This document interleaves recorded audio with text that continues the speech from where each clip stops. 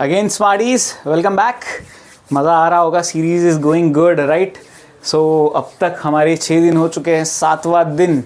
सो ये देखने के बाद वैसे आज 7th डे है तो शायद तक वीकली प्राइस अनाउंस हो जाना चाहिए या देखते हैं, पता नहीं। सो शुरू करते हैं अपने तो अपना वीडियो। पिक्चर अभी बाकी है मेरे दोस्त। हाँ, अभी जहाँ पर भी हो, जितनी भी पढ़ाई की है, जो भी पढ़ाई की है, डोंट वरी, अभी तक टाइम है हमारे पास। बस इसे कंसिस्टेंटली यूज़ करना है और आगे बढ़ना है राइट।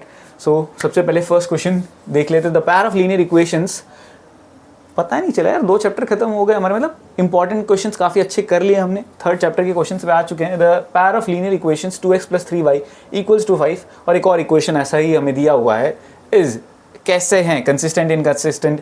तो थोड़ा सा सिंपली मैं बता दूं, 3 रेशियोज होते हैं A1 A2 B1 B2 C1 C2, ठीक है ना। इन तीनों का आपस में कुछ रिश्ता होता है। वो रिश्ता पता हो तो इसका जवाब आप आसानी से चुटकियों में दे सकते हो। कंसिस्टेंट इनकंसिस्टेंट बहुत सिंपल है।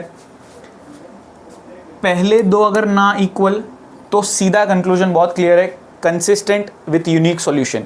यानी ये 2 इक्वेशंस जो होती है ना, वो 2 लाइनें होती है। वो 2 लाइनें ऐसे हो सकती है, वो 2 लाइनें ऐसे हो सकती है, और वो 2 लाइनें एक के ऊपर एक हो सकती है। ये एक के ऊपर एक थोड़ा विजुअलाइज कर लेना, 3 अलग अलग तरीके। Unique solution, no solution, infinite solution. ये 2 कंसिस्टेंट, ये इनकंसिस्टेंट। इनकंसिस्टेंट क्यों? क्योंकि सॉल्यूशन ही नहीं है, मीट ही नहीं करती। तो अब हमें चेक करना है यही चीज़ कि पहले इनके रेशियो का रिलेशन क्या है। 2 और 4 1/2, 3 और 6 1/2, 5 और 10 1/2। अब 5 और 10 वाली चीज़ में ना थोड़ा खेल खेल लेते हैं ये लोग, कभी ध्यान रखना। एक इक्वेशन में लेफ्ट साइड है, मतलब इक्वल टू के सब कुछ लेफ्ट साइड है, और एक इक्वेशन में वो खाली सी वाला टर्म है ना, इक्वल टू के राइट साइड है। तो ये चीज़ ध्यान रखना, या तो सब कुछ लेफ्ट साइड या फिर लास्ट वाला टर्म जो है दोनों ही इक्वेशन में राइट साइड। फिक्स ही है, अगर मगजमारी रखनी ही नहीं है ना, दोनों इक्वेशन में सब कुछ लेफ्ट साइड, बात खत्म। फिर ही रेशियो लो। इक्वल टू के राइट साइड अगर कुछ दिख भी रहा है, शिफ्ट कर दो साइन चेंज करके, दैट्स इट। अब यहाँ 5 और 10 1/2, तो तीनों इक्वल आ गए भैया। तीनों इक्वल मतलब ये वाला केस, यानी कि ये रेशियो जो है ना, ये रेशियो वाला रिलेशन ये है। और अगर ये है तो आंख बंद करके सीधा consistent, that's it, very simple. आगे बढ़ेंगे फटाफट अगले क्वेश्चन की ओर। ऐसा कुछ हमें दिख रहा है, सॉल्व करना है।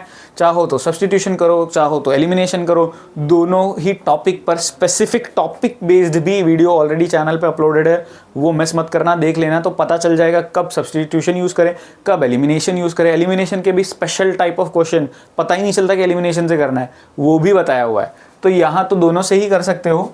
मैं सब्स्टिट्यूशन के लिए चला जाता हूँ, क्योंकि सब्स्टिट्यूशन थोड़ा कॉम्प्लिकेटेड पड़ता है, तो वो क्लियर हो जाएगा कैसे करना है। सबसे पहला स्टेप, सिलेक्ट 1, ठीक है ना। आंख बंद करके चाहो तो कोई भी एक सिलेक्ट कर सकते हो, अभी के लिए मैं ये सिलेक्ट कर रहा हूँ। सो 8x + 7y = 15।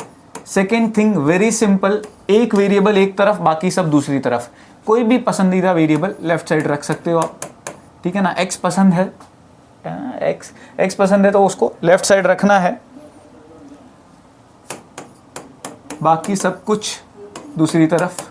सो 15 - 7y/8, ये चीज़ हो गई। अब इसे वापस सब्स्टिट्यूट कर दो आपके दूसरे वाली इक्वेशन में, जो मैंने चूज नहीं किया था। सो सब्स्टिट्यूशन यहाँ पे हो जाएगा, x की जगह ये पूरी चीज़ पुट करेंगे, 7 पूरे x की जगह आ जाएगा 15 - 7y/8 - 2y = 5। एलिमिनेशन लेंगे यहाँ पे। So 7 × 15 is 105, 7 × 7 is 49y, -8 × 16y, (8) = 5। 8 को उधर भेजेंगे 40, और इधर सिंप्लीफिकेशन y का करेंगे। सो 105 - 49 और 16 कितना हो जाएगा, 49 + 6 is 55 + 10 65, so 65y = 40। Right left थोड़ा सा। So 105 - 40 = 65y. So 65 is equal to 65y. So y simply 65 divide हो जाएगा तो 1, 0 मत लिख देना होशियार चंद। 65 नीचे जाके डिवाइड होगा, कटिंग 1 1 जा 65 1 जा, सो y की वैल्यू तो 1 आ गई। ये मैं किसी भी चाहे जो मर्जी चाहे उस इक्वेशन में पुट कर सकते हो, बट आसान ये रहता है ये वाला, ठीक है ना, x वाला। तो x is equal to 15 minus 7, इसकी जगह 1, 15 minus 7 whole upon 8, 8 upon 8, so ये भी आया 1। सो x और y दोनों का ही सॉल्यूशन मेरा आया 1 and 1। Pretty simple, very nice यार, मस्त क्वेश्चन एकदम, ऐसे सॉल्व करना है। ये था सब्स्टिट्यूशन, चाहो तो एलिमिनेशन से भी कर सकते हो बेझिझक। Find see if the system of equation is okay, find see if दो इक्वेशन दिए हैं और इनफाइनाइटली मेनी सॉल्यूशंस है। इनफाइनाइटली मेनी सॉल्यूशंस देखते ही घंटी एक ही बजनी चाहिए कि तीनों रेशियोज जो है ना, तीनों रेशियोज जो है ना वो आपस में इक्वल। इनफाइनाइट में तो ये याद ही रखना, बिल्कुल भूलना ही मत, सीधा सीधा वैल्यू पुट करो। पहली बात तो सब कुछ लेफ्ट साइड है ना, हाँ ये खेल खेल लेते हैं थोड़ा, इसलिए इक्वल टू जीरो होना चाहिए। इक्वल टू जीरो नहीं है, शिफ्ट करो। अब वैल्यू पुट करो, a1 हो गया x का कोएफिशिएंट c, a2 हो गया 12, b1 हो गया 3, b2 हो गया अगेन c, c1 हो गया 3 माइनस c और c2 हो गया माइनस c। ये हमने सारा पुटिंग कर दिया। अब हमें c की वैल्यू ढूंढनी है। यहाँ पर भी बहुत थोड़ा केयरफुलनेस चाहिए, यहाँ ध्यान रखना। तो पहले सिर्फ ये दो रेशियो का यूज़ करता हूँ। So c upon 12 is equal to 3 upon c, cross multiply करेंगे तो c square is equal to 36। तो उस लॉजिक से c की वैल्यू आ गई प्लस माइनस 6, ये पता चल गया। अब चेक कैसे करेंगे, क्या दोनों वैल्यू वैलिड है या दोनों में से एक ही वैल्यू वैलिड है, ये चेक करना बहुत जरूरी है। बहुत बच्चे मिस कर देते हैं और दोनों वैल्यू को लिख के छोड़ देते हैं कि भाई दोनों ही करेक्ट है। ज़रूरी नहीं है, कोई कोई सिचुएशन हो सकती है जब दोनों करेक्ट ना हो। तो मैं सिर्फ एक 6 पुट करके देखता हूँ, ठीक है ना। दो case, case 1 c equals to 6 और case 2 c equals to minus 6 put करूँगा यहाँ पे हर जगह। यहाँ पुट करता हूँ तो ये बन जाएगा 6 अपॉन 12, 3 अपॉन 6, 3 माइनस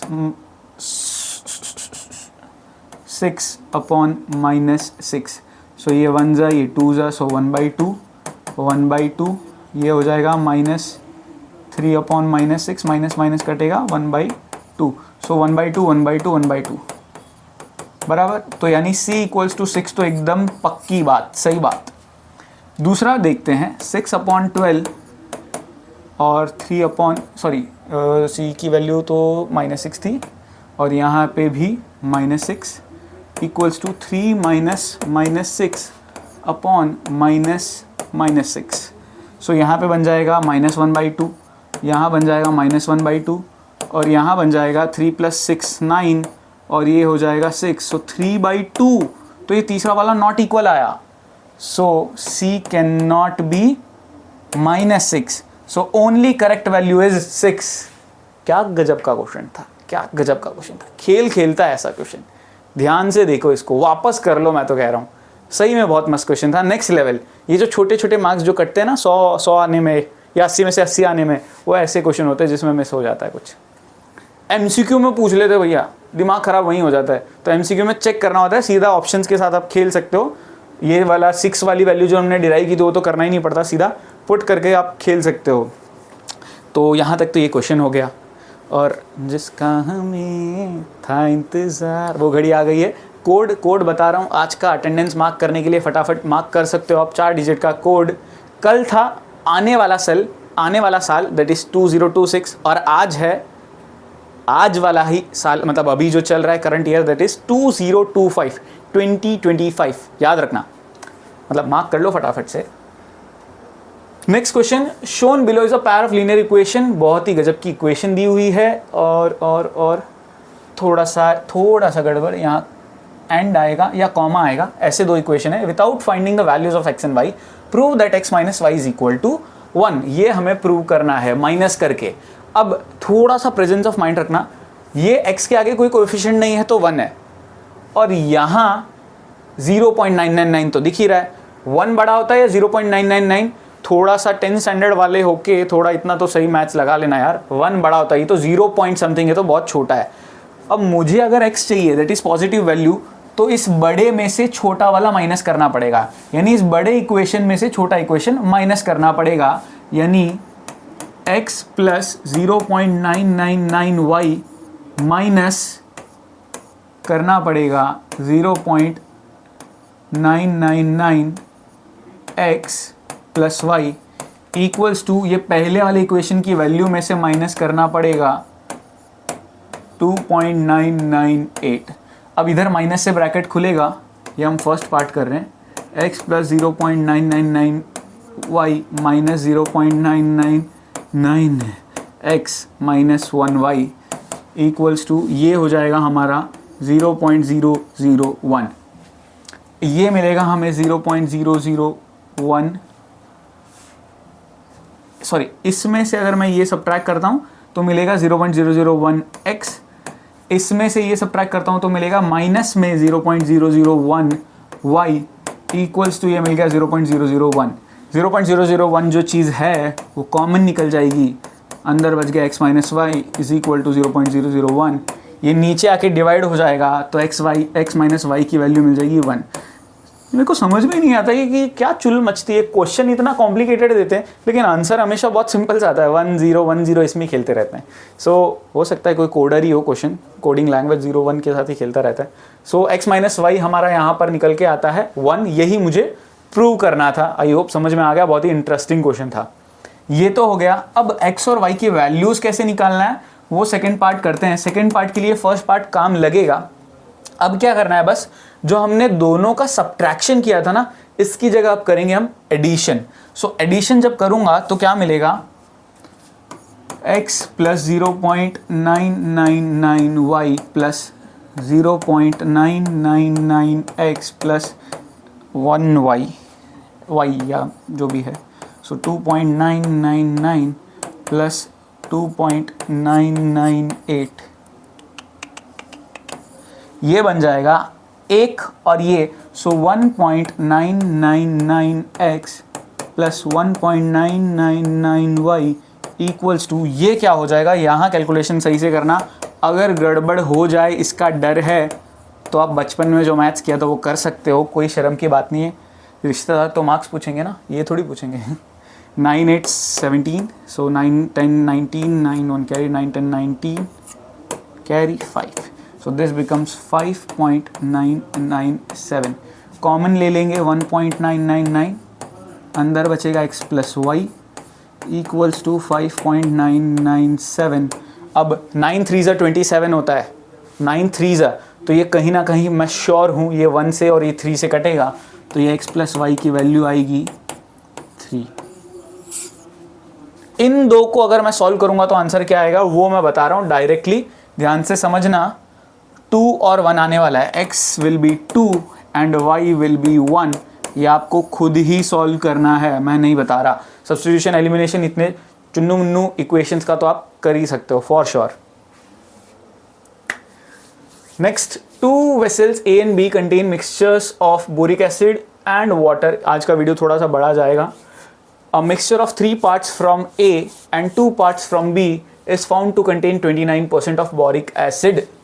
इसका मतलब क्या होता है, सपोज करते हैं कि A वेसल में X% बोरिक एसिड था और B वेसल में Y% था, ठीक है ना। 2 वेसल्स, नहीं, लेट द 2 जो सॉल्यूशंस हम यूज कर रहे हैं, 2 पार्ट्स जो है, एक part X% X and Y% में मान के चल रहा हूँ, ठीक है ना, वो जो पार्ट्स है, ठीक है ना। एक लिया मैंने केमिकल, उसमें 2 vessels A and B contain mixtures of boric acid and water.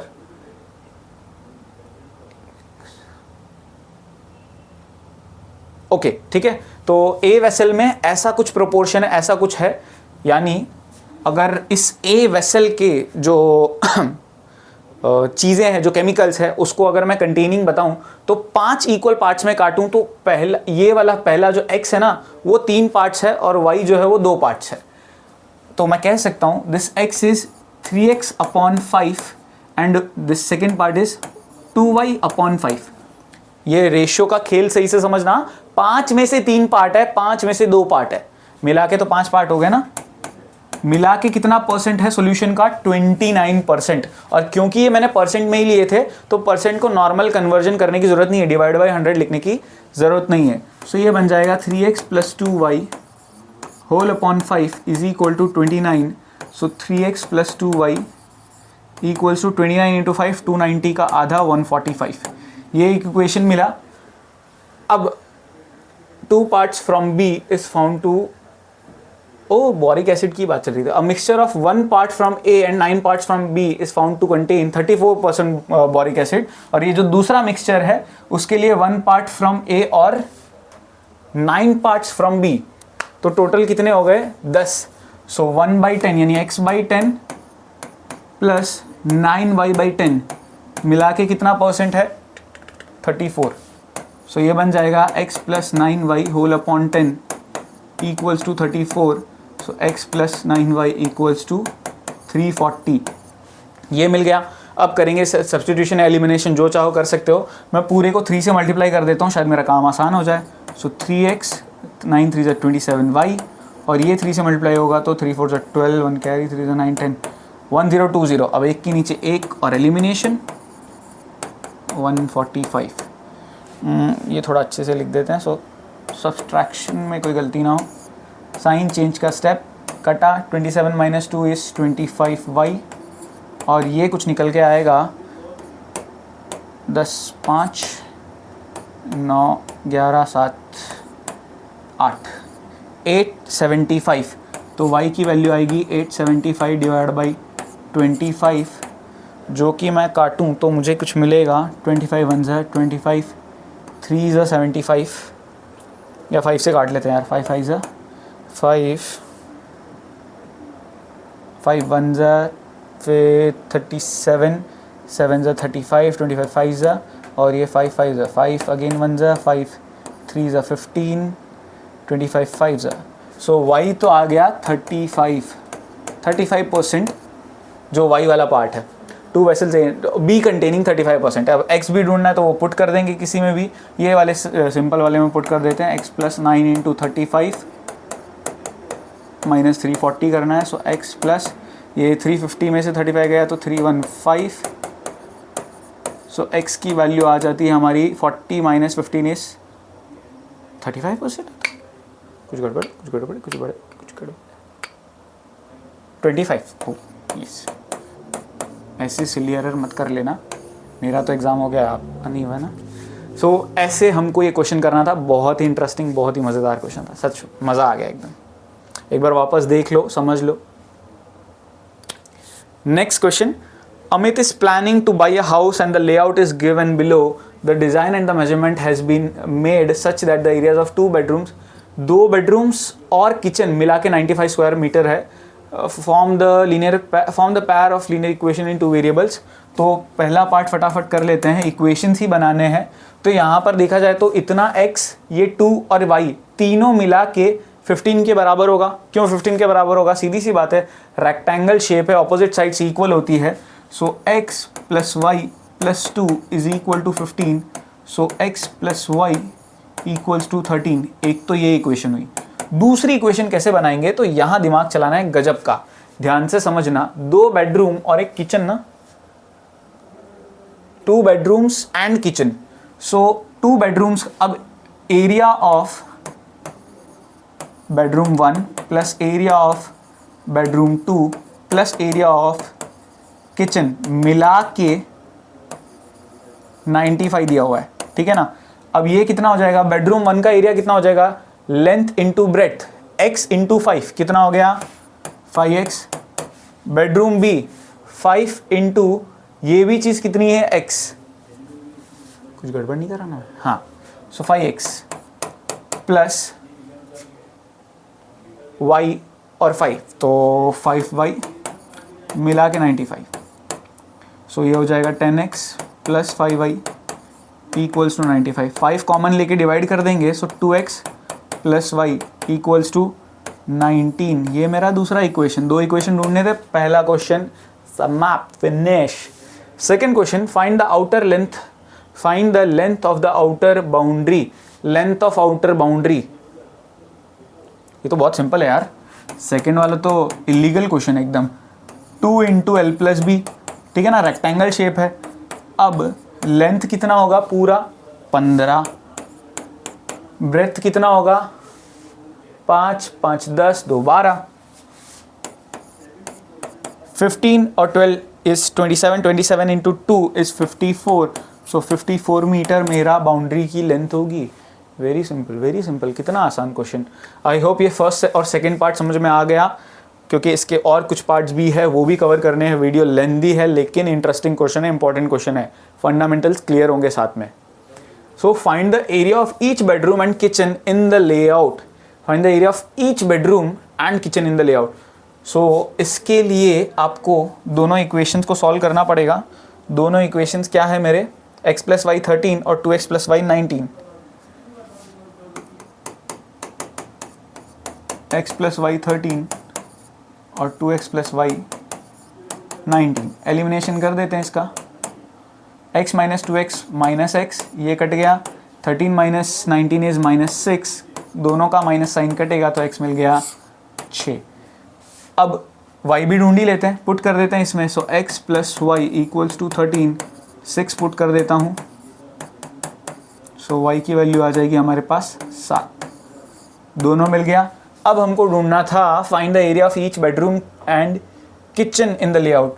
So bedroom 1 का एरिया था हमारा 5x, so 5 into 6 30 square metre. Bedroom 2 will also भी 30, सेम लगा लेना, डिट्टो सेम है। किचन का एरिया हो जाएगा 5y, so 5 into 7 35 square metre. That's it, ठीक है। आई होप समझ में आ गया कैसे निकाला है, this is very important. Last चीज़ बचती है, find the cost of laying tiles in kitchen in the rate of at the rate of 50 per square metre.